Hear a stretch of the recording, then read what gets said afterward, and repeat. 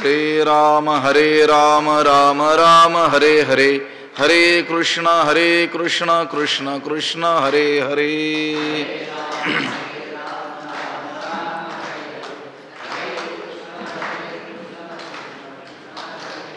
पुंडलीक वरदा हरी विठ्ठल श्री ज्ञानदेव तुकाराम. पंढरीनाथ भगवान की जय. माऊली ज्ञानेश्वर महाराज की जय. गतसंगस्य मुक्तस्य ज्ञानावस्थितचेतसः यज्ञायाचरतः कर्म समग्रं प्रविलीयते. नमामि सद्गुरुं शान्तं सच्चिदानन्दविग्रहं पूर्णब्रह्मपरानन्दमीशमालन्दिवल्लभं. नमो सद्गुरु तुकया ज्ञानदीपा, नमो सद्गुरु सच्चिदानन्दरूपा, नमो सद्गुरु भक्तकल्याणमूर्ती, नमो सद्गुरु भास्करा पूर्णकीर्ती. अखण्डमण्डलाकारं व्याप्तं येन चराचरं तत्पदं दर्शितं येन तस्मै श्री गुरवे नमः. जयांचे किर्या स्मरण होय सकळ विद्यांचे अधिकरण. तेची बंधू श्री चरण श्री गुरूंचे ते नमस्कारोनी आता. गतसंगस्य मुक्तस्य ज्ञानावस्थितचेतसः यज्ञायाचरतः कर्म समग्रं प्रविलीयते. ग्रंथराज ज्ञानेश्वरीच्या 4थ्या अध्यायाचा विचार आपण करतो आहोत आणि या 4थ्या अध्यायातील 23व्या क्रमांकाचा हा श्लोक आहे. या श्लोकाचा अन्वय आणि अर्थ एकदा आपण पाहूयात. गतसंगस्य मुक्तस्य ज्ञानावस्थितचेतसः यज्ञाय आचरतः समग्रं कर्म प्रविलीयते. याचा अर्थ असा होतो, गतसंगस्य म्हणजे संगरहित, संगरहित म्हणजे फलासक्ती रहित, ज्याची कर्मफलासक्ती नाहीशी झालेली आहे. कर्मे करतो पण कर्माच्या फळाची आसक्ती ज्याची गेलेली आहे. जो संगरहित आहे, कर्मफळाचा संग ज्याच्याशी नाही आहे. गतसंगस्य संगरहित, मुक्तस्य जो मुक्त आहे, कर्तृत्व भोक्तृत्वाचा जो अभिमान आहे त्या अभिमानापासून जो काय झालेला आहे, मुक्त झालेला आहे. मुक्त झालेला आहे, पाप पुण्यातीतही जो झालेला आहे. पुन्हा ज्ञानावस्थितचेतसः ज्ञानाच्या ठिकाणी स्थिरचित्त झालेला, अपरोक्ष ज्ञानाच्या ठिकाणीच ज्याचं चित्त काय आहे, स्थिर आहे. परब्रह्माच्या अपरोक्ष ज्ञानाच्या ठिकाणी ज्याचं चित्त आहे असा. यज्ञाय आचरतः यज्ञासाठी कर्म करणारा, कर्म करतो पण कशासाठी, यज्ञार्थ, यज्ञासाठी कर्म करतो. त्याची सर्व कर्म, समग्रम कर्म, त्या पुरुषाचे सर्व कर्म फलासह प्रविलीयते, काय होतात, लीन होतात. सगळे कर्म लयास जातात. हा 23व्या क्रमांकाचा श्लोक आहे. आता त्या 20व्या नंबरचा जो श्लोक होता त्याच्यामध्ये ज्याच्या भोगाचं प्रारब्ध अधिक आहे म्हणून लोकसंग्रहार्थ कर्म करीत राहणारा जो आत्मनिष्ठ पुरुष आहे त्याचं काय केलं, वर्णन केलं. काल आपण जे पाहिलं आपण 21, 22 या श्लोकांमध्ये ज्याचं न्यून भोगाचं काय आहे, प्रारब्ध आहे, म्हणून केवळ शरीर स्थिती टिकण्याकरिता जो काय करतो आहे, कर्म करतो आहे, अशा त्या विदेह स्थितीत राहणाऱ्या त्या आत्मज्ञानी पुरुषाचं काय केलं, वर्णन केलेलं आपण पाहिलेलं आहे. आता याच रीतीनं प्रसंग झालेला असल्यामुळं आणखीही एक की जो प्रसंग उपात्त, जसा प्रसंग येईल तसा अगदी वृत्तीशून्य अवस्थेमध्ये राहतो असा आत्मज्ञाननिष्ठ जो पुरुष आहे त्याचं वर्णन केलं. आणि पुन्हा जे पाठीमागं वर्णन केलं होतं 20व्या श्लोकाच्या वेळीच, की ज्याच्या भोगाचं प्रारब्ध अधिक आहे. आत्मज्ञानी सर्वच आत्मज्ञानी आहेत, पण काहींच्या भोगाचं प्रारब्ध अधिक आहे, काहींचं कमी आहे. तो अधिक प्रारब्ध असलेला जो अगोदर पाहून आलतो, त्या पुरुषानं यज्ञादी कर्म जरी केली तरी देखील ती सर्व कर्म फळासह काय होतात, विनाश पावतात. विनाश पावतात म्हणजेच पुढील जन्माला ती कर्म कारण ठरत नाहीत. कर्माचं फळ काय, पुन्हा जन्म प्राप्त होणं.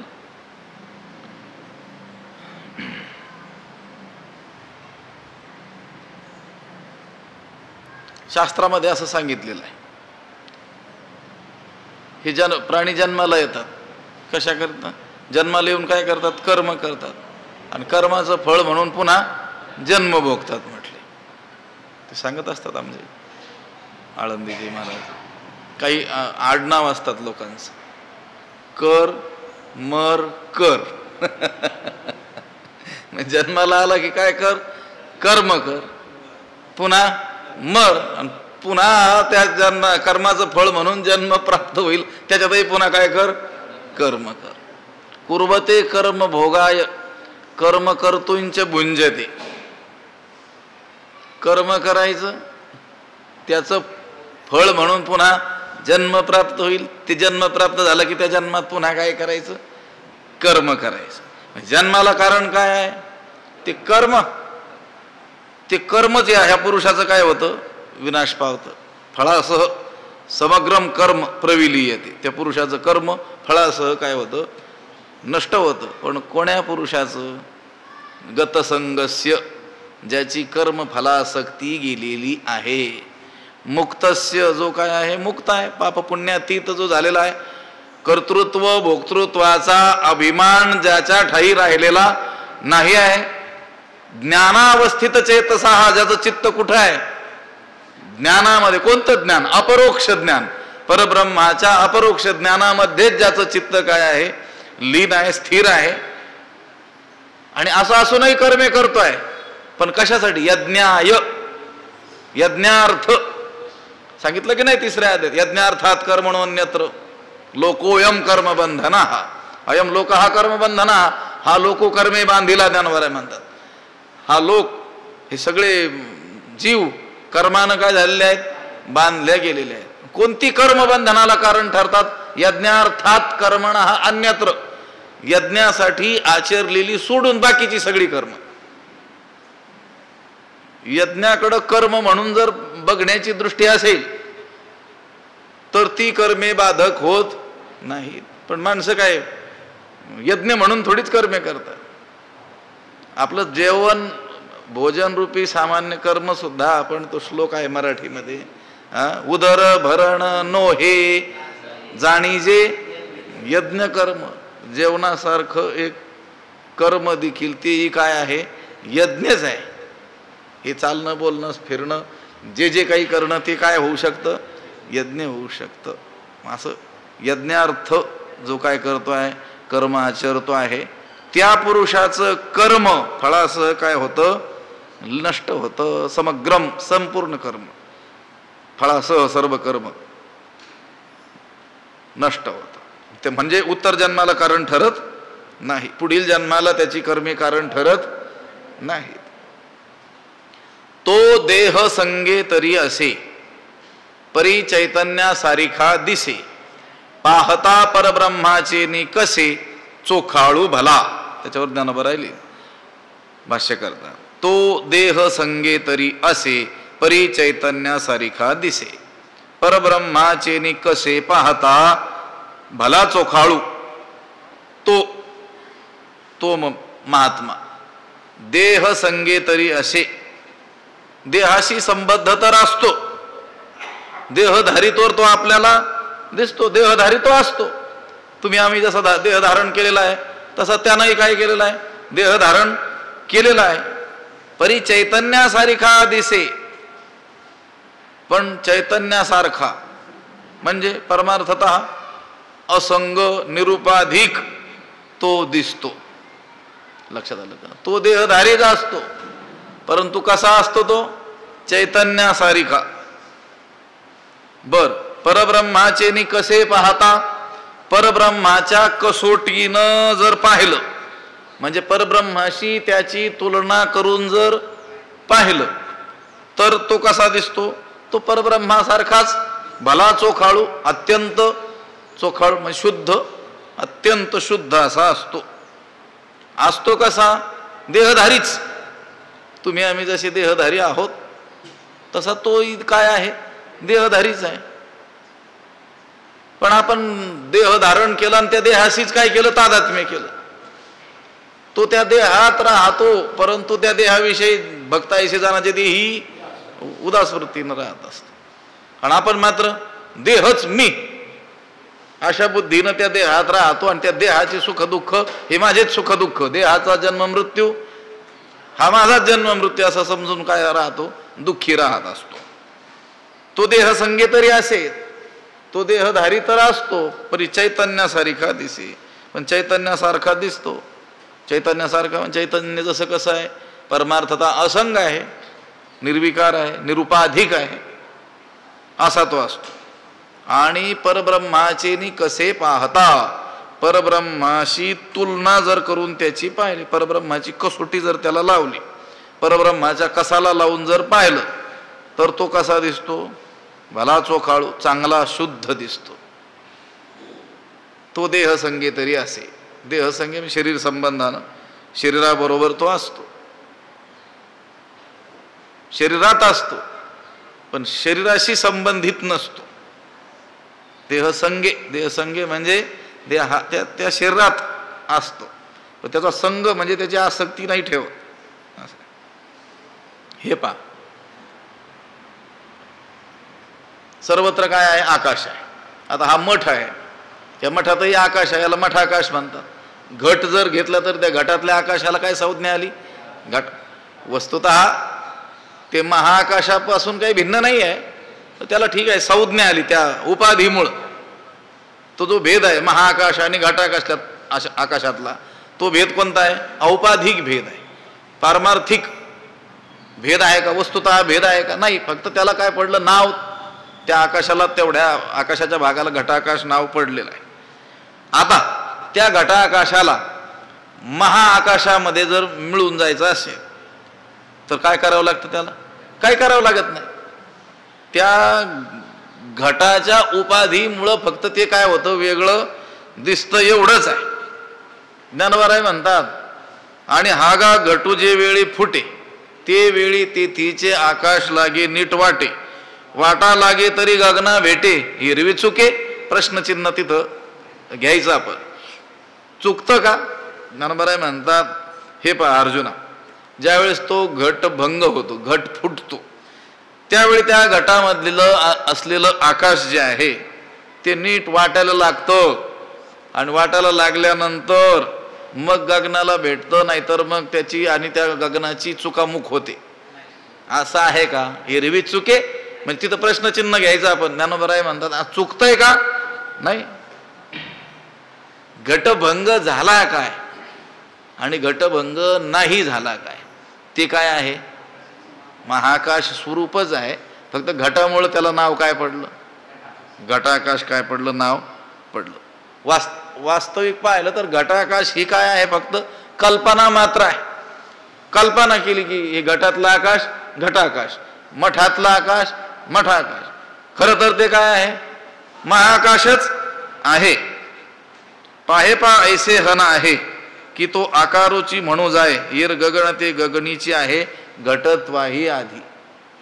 असे त्या घटाच्या आधी आकाश काय आहे? आहेच आहे. अगोदर काय आहे? आकाशच आहे ना. मग घट तयार केला, आणि त्या घटाच्या उपाधीमुळे त्या घटातील आकाशाला काय म्हणू लागलो आपण? घटाकाश म्हणू लागलो. त्याप्रमाणे हा जो मुक्त पुरुष आहे, हा जरी देहधारी असला तरी मी ब्रह्मच आहे अशा दृढ अपरोक्ष अनुभवावर तो आरूढ असतो. दृढ अपरोक्ष अनुभूती त्याला असते. म्हणून शरीर उपाधी दृष्ट्या तो जरी ब्रह्माहून वेगळा भासत असला तरी वस्तुतः तो कोण आहे? ब्रह्मच आहे. हे पहा 8व्या अध्यायामध्ये याचा विचार ज्ञानोबरायांनी केलेला आहे. तरी आता देह असो अथवा जाओ आम्ही तो केवळ वस्तूची आहो, काजे दोरी सर्पत्व वावो दोराची कडुनी. अजून उदाहरण दिलं, तरंगाकारे न जन्मेची ना तरंग लोपे न निमेची तीवी देही जे देहीची वस्तू जाहले. आता शरीराचे तयाची या ठाई आड नावही उरले नाही. ज्ञानोबराय म्हणतात उदाहरणं दिलेली आहेत.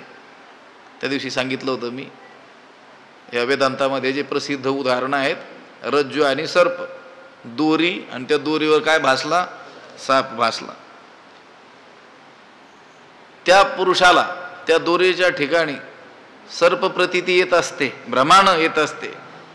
त्याही वेळी तिथे सर्प असतो का? त्या दोरीला विचारा बरं, सर्प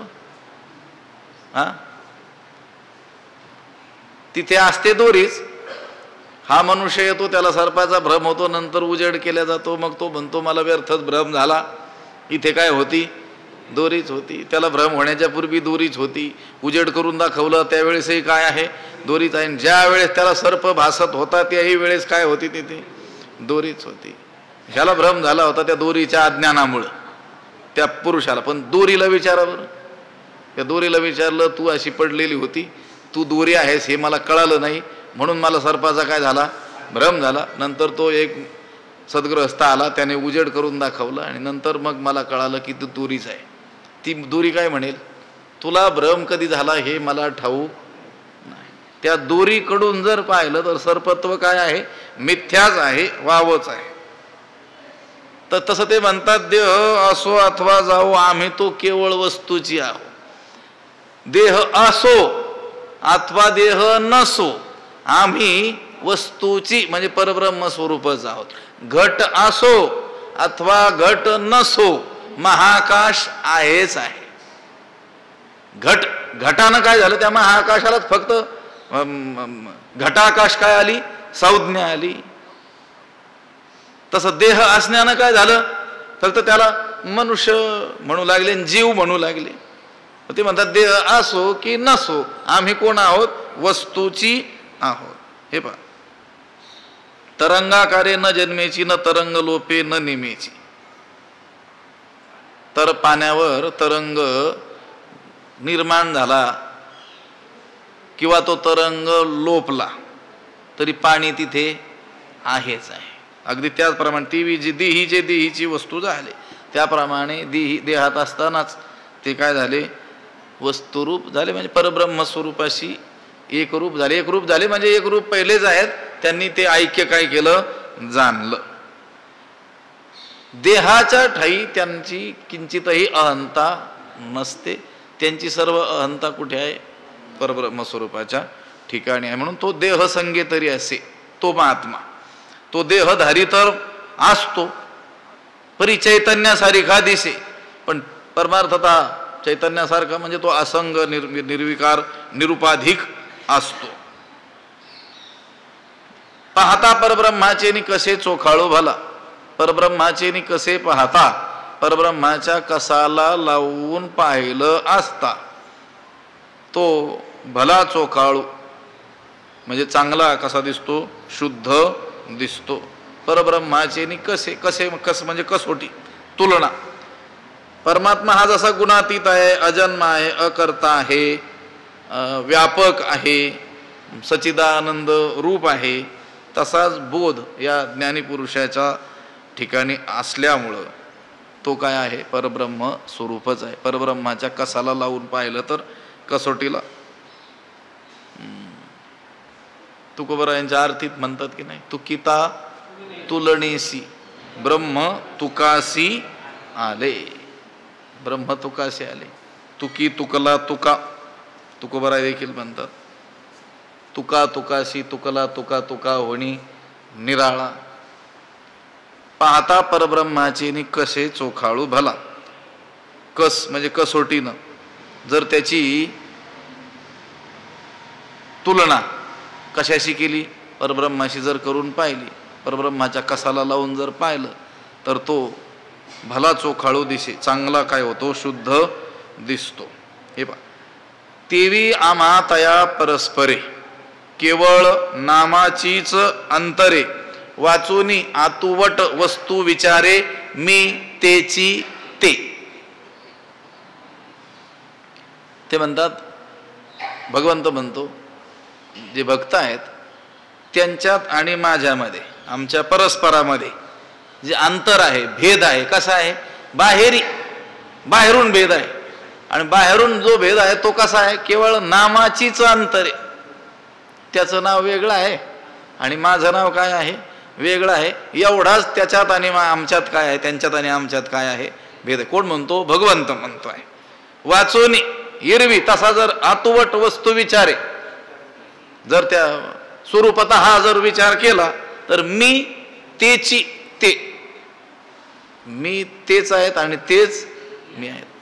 दोन्ही काय आहेत, एकच आहेत. संत आणि देव एकच आहेत, देव आणि संत एकच आहेत.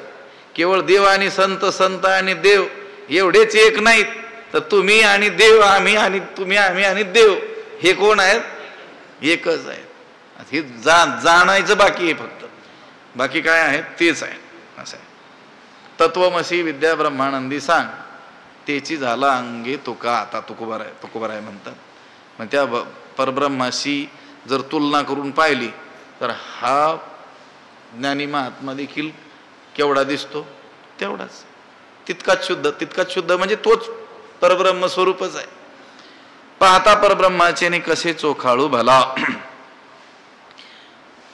ऐसाही परी कौतुकी, जरी कर्म करी यज्ञादिके, तरी ते लया जाती निशेखे, तयाच्याची ठाई. ऐसाही परी कौतुके, जरी यज्ञादिके कर्मे करी, तरी अशेखे तयाच्याची ठाई लया जाती. ऐसाही, असा असूनही तो महात्मा, असा एवढा त्याचा बोध काय आहे, उच्च आहे, परब्रह्माशी तो एकरूप होऊन गेलेला आहे. असं असूनही, तरी पण कौतुकानं, हौसेनं, जरी यज्ञादिके कर्मे करी, त्याने जरी यज्ञादिक कर्म केली, कोणी, त्या महात्म्याने कशी केली, कौतुकानं, लिहिलेनं, त्याला काही गरज राहिलेली नाही आहे, पण कौतुकानं, लीलया, सहज, हौसेनं त्यानं काय केली, जरी यज्ञादिके कर्म करी, जरी कौतुकानं तो यज्ञादी कर्मे करीत असला, तरी पण ती अशेखे तयाच्याचे ठाई लया जाती, तरी ती अशेखे सर्व कर्म तयाची या ठाई, त्याच्याच ठिकाणी लया जाती, लयाला जातात म्हणजे विराम पावतात. मग त्या ब्रह्मस्वरूपाच्या ठिकाणी काय होतात, लीन होतात. आता त्याला कर्म करण्याची काही आवश्यकता नाही, किंवा शास्त्रानं त्याला विधान केलेलं नाही, तू हे कर्म केलं पाहिजे म्हणून. पण तरी सुद्धा जर लिहिलेनं, सहज त्याला वाटलं, म्हणून तो काय करतो, मौजे खातर हौसेनं, लीलया काय करतो, कर्म करत राहतो. पूर्वसंस्कारानं म्हणा, त्याचं प्रारब्ध शेष असल्यामुळं म्हणा, त्या ज्ञात्या पुरुषाकडून लोकसंग्रहार्थ काय होत असतात, कर्म घडत असतात. आता भगवंतानं स्वतःच उदाहरण दिलेलं आहे. 3ऱ्या अध्यायाचा विचार आपण करून आलो. तो म्हणतो, या तिन्ही लोकांमध्ये माझ्या बरोबरीचं कोणी आहे का, नाही. मला काही कमी आहे का, मला काही आवश्यकता आहे का, नाही. तरी देखील मी स्वस्थ बसतो का, नाही. कर्म करतच राहतो. भगवान श्रीकृष्ण रोज पंचमहायज्ञ करायचे. जनक राजा देखील रोज आपली सर्व कर्म करत होता. जनक राजपदी नांदे काय करत होता, राज्यकारभार हाकत होता. ज्याचं त्याचं प्रारब्ध काय असतंय, भिन्न असते. जनकही त्याच बोधाचे, आणि शुकाचार्य त्यांच्याकडूनच बोध घेतलाय की नाही, कोणाकडून, कोणी, जनकाकडून, शुकाने. पण जनकाचं प्रारब्ध राज्य करण्याचं आहे. जनक राजपदी नांदे, शुक नागवा प्रारब्धे. शुकाचार्य कसे आहेत? सर्व संघ परित्यागी आहेत. बर, नारद त्यांचं प्रारब्ध कसं आहे? कळी लाविजे नारदे अदृष्ट छंदे विनोदी. मग कळी लावण्याचं, भांडणं, तंटे लावण्याचं काम कोण करतात? अजूनही लोक नाही का, काही काही लोकांना म्हणत असतात तो काय आहे? नारद आहे म्हणून. असं आहे. बरोबर. वशिष्ठ ते त्याच बोधाचे, पण ते काय करतात? वशिष्ठ पुरोहितत्व करी, पुरोहितपणा ते करतात. भीष्म पोहडे शरपंजरी, भीष्मही त्याच बोधाचे, पण त्या प्रारब्धानं काय पडले? शरपंजरी पडलेले आहेत. बरं, याज्ञवल्क्य दोन्ही नारी अदृष्ट करी वर्तत, नाथ महाराज म्हणतात. 2 पत्न्यांचा त्यांचा काय आहे? संसार व्यवहार आहे. म्हणजे हे जे महात्म्य आहेत ते त्या बोधाला पोहोचलेले आहेत, पण त्या प्रारब्धानुसार, प्रारब्धाची गती असेल तसं ते करतात. तुकोबाराय देखील म्हणतात की नाही, आता मला काही काम राहिलेलं काम नाही झालो पाही रिकामा, फावल्या त्या करू चेष्टा निश्चळ द्रष्टा बैसोनी. आता आम्ही काय करणार? फावल्या वेळेमध्ये जे आमच्या प्रारब्धात आहेत ते आम्ही करत राहणार, पण त्याचा लेप त्यांना लागणार नाही आहे. असं आहे. ऐसाही परी कौतुके जरी कर्म करी यज्ञादिके.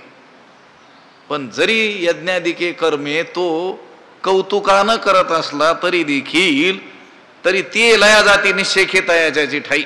पण त्याच्याच ठिकाणी, त्या परब्रह्म स्वरूपाच्याच ठिकाणी ती कर्म काय होतात? लयाला जातात. म्हणजे ती कर्म त्यांना फळ देण्यासाठी शिल्लक राहत नाहीत. कारण त्यांच्याकडून ही जी कर्म घडलेली असतात ती कर्तृत्व मद आणि फलास्वाद रहित अशी घडलेली असतात. आणि त्यांचा जो बोध आहे, अद्वैत बोध आहे, इतका व्यापक आहे की ती त्यांची कर्म सुद्धा काय होतात? ब्रह्मरूप होऊन जातात. ती कर्मच काय होतात? ब्रह्मस्वरूप होऊन जात असतात. म्हणून ब्रह्मतेची कर्म ऐसे बोधा आले जाया सम, तया कर्तृत्व ते नैष्कर्म्य धनुर्धरा पुढे विषय येईल.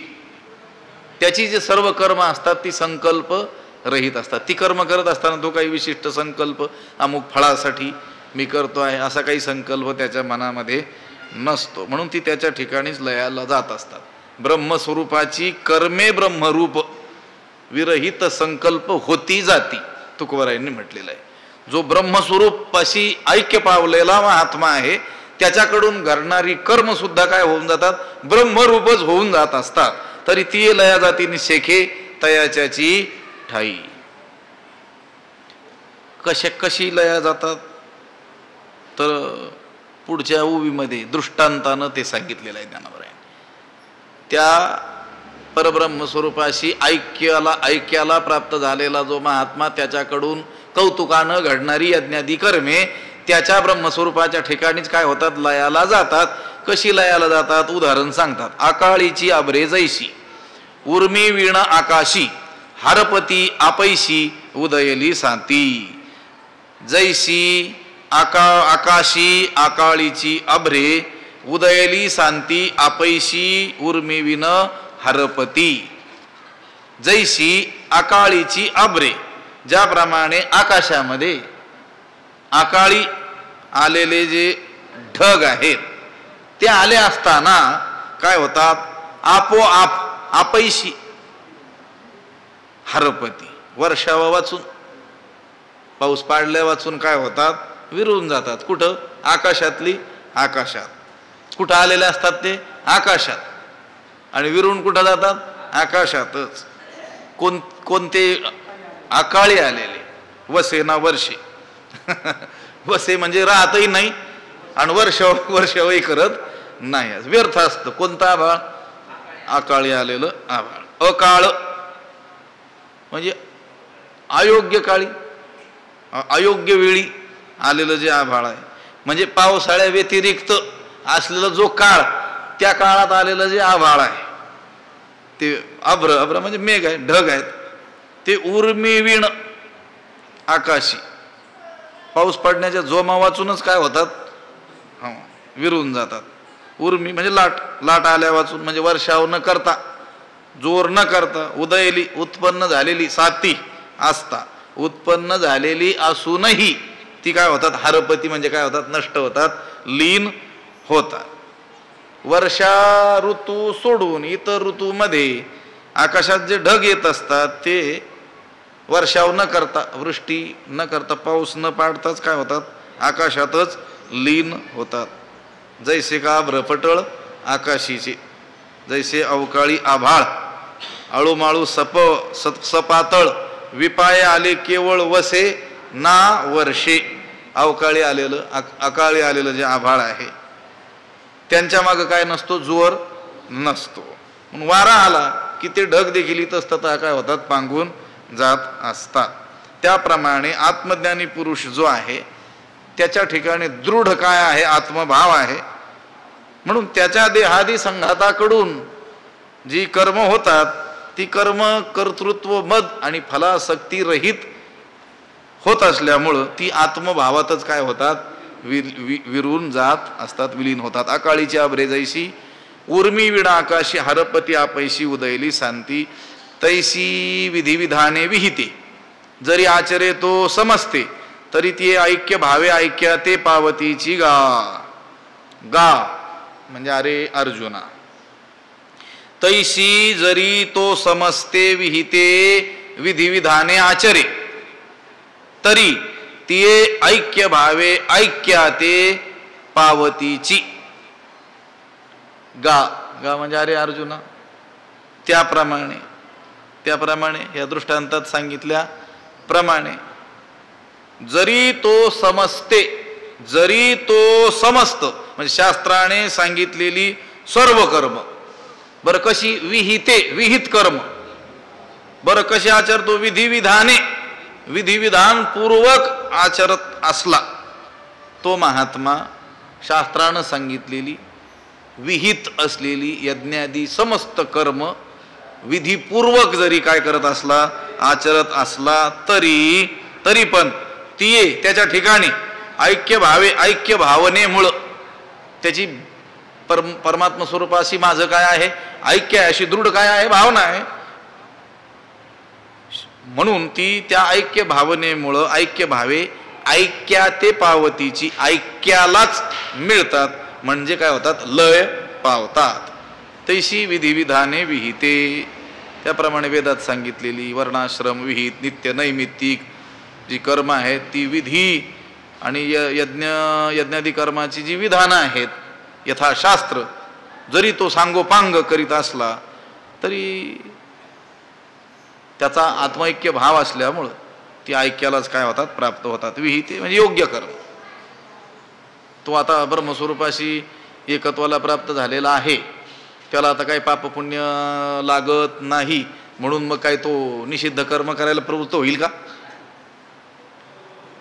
ज्यानं साधना काळातच शुद्ध कर्मे करून, सात्विक कर्मे करून जी सांगितलेली आहेत ती कर्मे करून त्या स्थितीला तो प्राप्त झालेला आहे. आता प्राप्त झाल्यानंतर आता उलटी कामं करील का तो? घट तयार होईपर्यंत त्या कुलाल चक्र ते काय झालेलं आहे, कुंभाराचं ते चाक ते असं त्या बाजूनं फिरलं. आता घट काढून घेतल्यानंतरही जी गती दिलेली आहे तिथपर्यंत ते फिरणार आहे, असं कधी पाहिलंय का? एकतर ते घट काढून घेतल्यानंतर थोड्या वेळात थांबेल, अधिक गती दिलेली असेल तर थोडा अधिक वेळ ते काय होईल, फिरेल. असं कधी पाहिलंय का की घट काढून घेतला आणि आता ते उलट फिरायला सुरू झालं? नाही. आता थोडा मोठा विषय आहे, वेळ नाही राहिलेला. कधी कधी माणसं त्या ज्ञानाच्या नावाखाली, लक्षात आलं का? आता आम्हाला काय आहे, निस्त्रय गुण्ये पथी विचारताम को विधी को निषेधा. आम्ही आता त्रिगुणातीत झालेलो असल्यामुळं आम्हाला कोणता विधी नाही, कोणता निषेधही नाही. सामान्य माणसं म्हणतात हे नाही ब्रह्मज्ञानाला प्राप्त झाले त्यांना दोष लागणार नाही, असं म्हणतील की नाही? सामान्य अज्ञानी माणसं असं म्हणताना आढळतात ना. पण तसं नाही, तो विहित कर्मच करतो. जरी त्या परब्रह्माशी ऐक्य भावाला प्राप्त झालेला असला तरी देखील समस्त कर्म करतो. पण कसे विहिते, विहित श्रुती स्मृतिरूप शास्त्रानं करायला सांगितलेली जी यज्ञादी कर्मे तीच तो करतो. योग्य वेळी जी त्या वेळेला सांगितलेले तीच करतो, यथाविधी करतो. पण ती सर्व कर्म त्याचा आत्मैक्य भाव झालेला असल्यामुळे ती ऐक्यालाच काय होतात, प्राप्त होतात. तो काही आळसानं बसूनही राहत नाही. आणि सचाडाची ये परी इष्टापुरते करी परी केले पण शरीरी व सो नेदी वर्णाश्रम पोषके कर्मे नित्य नैमित्तिके तया माझी काही न ठके आचरता. एक कर्म करायचं सोडत नाही. सचाडाचे परी वेड्या माणसं झपाटल्यासारखं काय करतो तो कर्म करतो, पण केलं पण हे शरीरी व सो नेदी करतेपणा आपल्याकडं घेत नाही. तो त्या कर्माचा करता असलेला तोच ब्रह्मरूप होऊन गेलेला असल्यामुळं आणि सर्व ठिकाणी मी ओतप्रोत भरून राहिलेलो आहे अशा ऐक्य भावाला तो प्राप्त झालेला असल्यामुळं आपण पाहून आलो. हे असो विश्व पाही जयासी आपण पे वाचुनी नाही. विश्व किंबहुना चराचर आपणची झाला असा त्याचा आत्मभाव असल्यामुळं त्याच्या ठिकाणी कर्ता कर्म कार्य ही त्रिपुटीत शिल्लक राहत नाही. म्हणून त्याने केलेली सर्व कर्म ऐक्यालाच काय होतात मिळतात, म्हणजे आत्मस्वरूपात लय पावतात. आता ह्या ऐक्य भावाचं स्वरूप काय आहे बरं, त्याची कर्म कशी ब्रह्मरूप होऊ शकतात त्याचं वर्णन पुढच्या श्लोकात केलेलं आहे. ब्रह्मार्पणम ब्रह्म हवीर ब्रह्माग्नो ब्रह्मणा हुतम ब्रह्मैव तेन गंतव्यम ब्रह्मकर्म समाधीना. त्याचा विचार उद्या करू. पुंडलिक वरदा हरी विठ्ठल श्री ज्ञानदेव तुकारा पंढरीनाथ भगवान की जय. माऊली ज्ञानेश्वर विठ्ठल विठ्ठल विठ्ठल विठ्ठल. पुंडलिक वरदा हरी विठ्ठल श्री ज्ञानदेव तुकाराम पंढरीनाथ भगवान की जय. माऊली ज्ञानेश्वर महाराज की. आता विश्वात्मके देवे येणे वाग्यज्ञे तोषावे तोषो नेमज द्यावे पसायदान हे. व्यंकटी सांडो तया सत्कर्मी रती वाढो भूता परस्परे पडो मैत्र जीवांचे दुरितांचे तिमिर जावो विश्व स्वधर्म सूर्ये पाहो जो जेवांचील तो ते लाहो प्राणी जात वर्षत सकळ मंगळी ईश्वर निष्ठांची मांदियाळी अनवरत भूमंडळी भेटो तया भूता चला कल्पतरूंचे आरव चेतना चिंतामणीचे गाव बोलते जे अर्णव पियुषांचे चंद्रमे जे अलांछन मार्तंड जे तापहीन ते सर्वाही सदा सज्जन सोय रे होतू किंबहुना सर्व सुखी पूर्ण होवणी तिही लोकी भजिजो आदि पुरुखी अखंडित आणि ग्रंथोपजीविये विशेषी लोकी इये दृष्टादृष्ट विजय होवावेजी एथ म्हणे श्री विश्वेश्वरावो हा होईल दान पसावो येणे वरे ज्ञानदेवो सुखिया झाला येणे वरे ज्ञानदेवो सुखिया झाला येणे वरे ज्ञानदेवो सुखिया झाला. पुंडलिक वरदा हरी विठ्ठल श्री ज्ञानदेव तुकारा पंढरीनाथ भगवान की जय. माऊली ज्ञानेश्वर महाराज की. जगद्गुरु तुकाराम शांती ब्रह्म एकनाथ महाराज सद्गुरु बंशी महाराज सद्गुरु जोग महाराज की जय.